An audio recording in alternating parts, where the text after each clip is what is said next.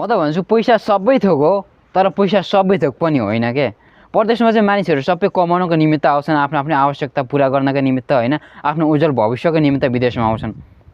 यहाँ कमाउन आउने मेन भनेको कमाउन आउने हो। तर यहाँनिर चाहिँ कमाउने क्रममा चाहिँ मान्छेहरूले यति यतिको रिस्क मोड्दा रहेछ नि, म चाहिँ देखेर छक्क पर्छु कि होइन। माथि माथि माथि माथि चढ्दा रहेछन् विथआउट सेफ्टी। सेफ्टीको उसलाई बाल मतलब छैन, पैसा आउँछ भनेपछि कुदिहाल्यो कि यताउति सेफ्टी के हो कसो नहोस् त। अनि खानेकुराहरू फेरि 12 घन्टा 15 घन्टा होइन, कसैले 16 घन्टा 18 घन्टै खटिदिरहेछन् कि निन्द्रा भरपुर छुँदै छैन, 2-3 घन्टा सुतिरहेछन् होइन।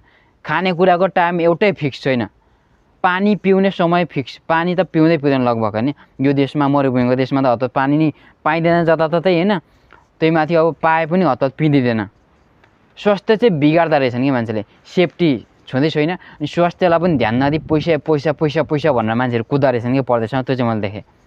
तर तपाईँ जति नै भौतारिनुहोस्, जति नै जे गर्नुहोस्, यदि तपाईँलाई कुनै दुर्घटना घट्यो या तपाईँको यो लापरवाहीले गर्दा तपाईँको शरीरमा कुनै खालको रोग लाग्दियो, तपाईँको शरीर अस्वस्थ भइदियो भने तपाईँले यत्तिको रिस्क लिएर यत्तिको यत्ति गरेर कमाएको पैसा तपाईँको त्यही उपचार गर्दै होइन, त्यही उपचार गर्दा गर्दै दबाई किन्दै के गर्दा हस्पिटल धाउँदा तपाईँको पैसा सबै सुहा हुन्छ।